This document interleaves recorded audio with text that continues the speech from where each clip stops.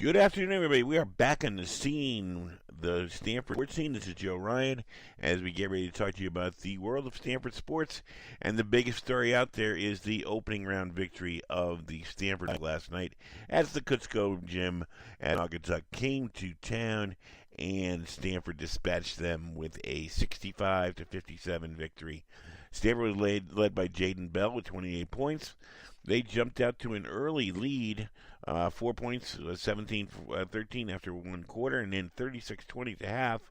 Naugatuck made a furious rally in the third quarter, but they were able to hang on in the end and come away with a victory. And now they will travel to Simsbury tomorrow night, the 8th, to take on the number 2 ranked Simsbury team and see if they can advance to the quarterfinals.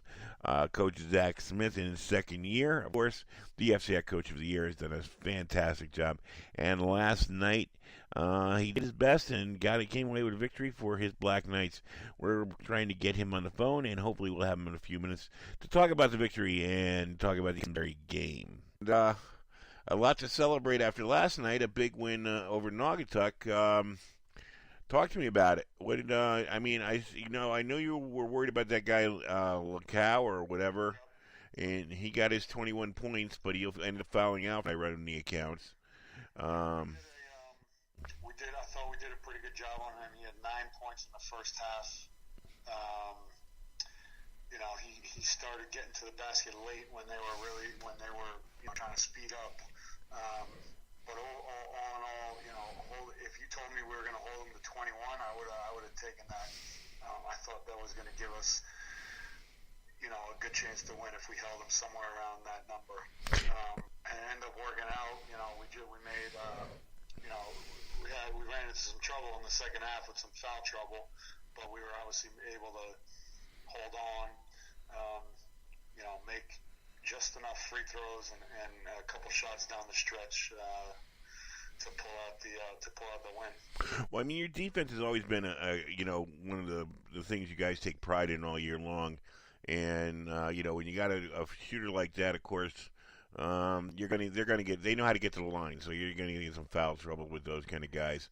Did you do anything special? Did you do any kind of a special D, any like box and one or anything like that to take him out, or did you play him straight up? We face guard him, but we played regular man, straight up man, just with a face guard on him. So we didn't play a box and one. We didn't double team him. We just tried to face guard him for 90 feet and frustrate him a little bit, and make him rush when he did. He had to work to get the ball, and when he did get it, hopefully he would feel rushed and force a shot. So. I thought Harry Constantine and Taheem Burgess, who both did the brunt of the work last night guarding him, I thought they did a pretty good job. I tell you, your team is full of unsung heroes, it seems, and you lost a couple of players during the year for certain situations, but one guy down the stretch, Jaden Bell, the work he's done for you has been phenomenal with 28 points last night. Big-time player. Seems like he's one of these guys that responds to the moment. He does. He has a knack for making shots. He knows how to put the ball in the basket. He has a very good feel for offense. He's averaging in the last 7 games since we lost our freshman point guard. He's averaging just under 17 a game. And in a couple of those games, he's faced some gimmick defenses. So for him to be putting up those numbers as a sophomore, very, very impressive and very obviously good for us. So hopefully he can keep that going and make some shots. Tomorrow or Friday. I don't know when we're going to play yet, but it's tomorrow as of right now. Got to keep it going. Yeah, I would think that. That's one thing I was thinking about. I mean, I'm sure they'll adjust it because the whole state got hit. I mean, I don't think anybody really. I mean, well, Danbury and Trinity, they haven't gone yet. They're going tomorrow, so everybody loses a day anyways. So I don't see what it would hurt to push you back till Friday. But if you did have to go, is that any kind of a situation where you'd worry about it? I mean, practice today? Of course. But, you know, it's a lot of schools. Most schools are going to be in the same situation. So I know Simsbury got more snow than we got. So, you know, it's going to be a level playing field. And, you know, we'll have some stuff, you know, for the kids we have a long bus ride up there. So if we don't get to practice and we do have to get on the bus, we'll have some stuff for them to read and to get familiar. We'll show them some clips on the bus on the way up, so we'll have some time to do some homework. When you go through a season like you've gone through, I mean, you've been through it as a player and a coach now, towards the end of the season, does it become more of a mental game for the kids and get them mentally prepared? I mean, physically, you know, they're going to get worn down a little bit over the course of the season, but is it more about the mental aspect now?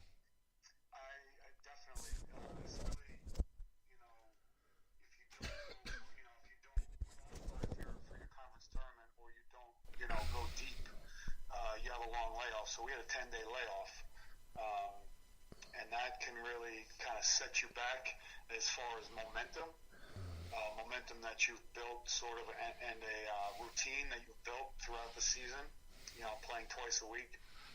So that's definitely something, you know, that every team has to deal with. And, you know, besides the teams that went to the finals of the conference tournament. But, yeah, it's definitely a challenge getting these guys. You know, you want to get rest, but you also want to stay sharp, both mentally and physically. And there's a balance, and it's. I don't know if we have. I don't know if I found the formula yet, but we're trying. I think each team takes on its own formula. I think you got to adjust to your players a little bit. I mean, do you consider yourself a systems coach, or is it more just game to game? Well, we'll come in with a plan, you know, for the season. You know, we came in with a plan how we were going to play, but it was a new way. You know, some of the stuff we were doing was new to me, even. And we'll try to adjust next year depending on our, you know, according to our personnel. So there's certain, obviously, principles, especially defensively, that we're always going to have as long as I'm the head coach. But offensively, you know, that's got to change from year to year.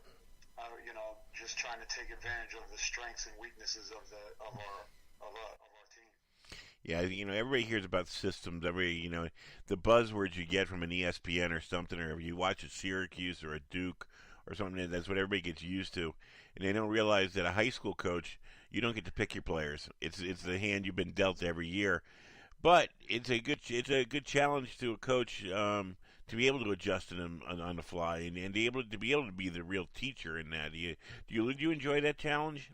Absolutely. You know, it's just like a poker hand or whatever. Whatever you get dealt, you got to play it. You got to try to play it to the best of your ability. So it's a challenge, and you know that's part of the fun is figuring out a way to maximize, you know, your strengths and sort of hide your weaknesses, and that's, you know, part of why high school basketball is great and why it's such a challenge to coach.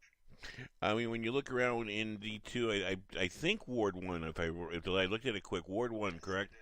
And I know Wilton did a job on Norwalk. So far, like we were talking about, you know, out of the conference record for the FCIAC this year wasn't as good as usual, but in the first round, I think they were 4-1 the first day. I think you guys were 4-1 or 5-2, something like that. So maybe it's starting to turn back. The pendulum starting to swing back in your favor.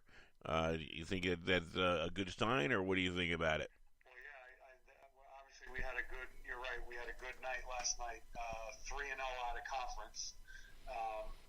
And so the next, if you look at the Division II bracket, the top four seeds, 1, 2, 3, and 4, are all playing FCIAC teams. So the FCIAC teams all have to go on the road and play the top four seeds in Division II. So obviously, very good challenges for the FCIAC schools, and also a great opportunity to, you know, advance in the tournament and knock off a top seed while doing it.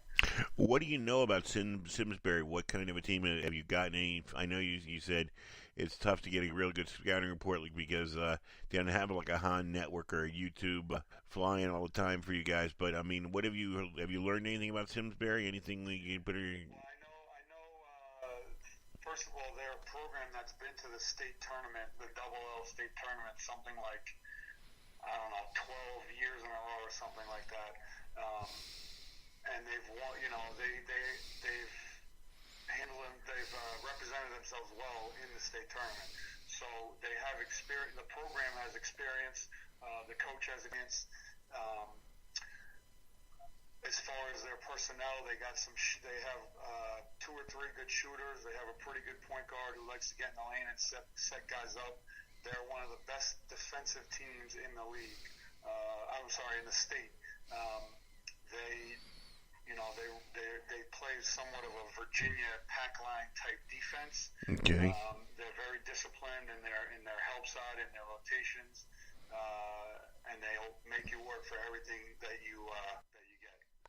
Any size problems there? Anybody? Any kind of a situation with that, or just normal? A couple guys, but nothing like on the level of Trinity or a Dan. They got a couple guys who are 6'4". So it's I would say it's an average high school size. I wouldn't classify them as big, nor would I classify them as small. All right. Well, I don't want to hold you up because I know you're in the hotel with your family tonight trying to ride out the snow. But I appreciate the time you gave me, and look forward to. I won't be up at the Simsbury game, but I'll be thinking about you, and hopefully it'll be on the Han Network or something so I can watch it. But I'm sure your team will give them all they want and represent the town of Stamford well. So good luck tomorrow or Friday night. Hopefully it's Friday night for your sake. Yeah, I agree. I hope we get a chance to get in the gym tomorrow and get a practice under our belts. But thank you, Joe. I appreciate it, and stay safe in the snowstorm. Yeah, thank you. I think believe me, I'm just hunkered in the house. I'm just hoping my power stays on. Okay. All right. See you soon. See you, Joe. All right. Bye.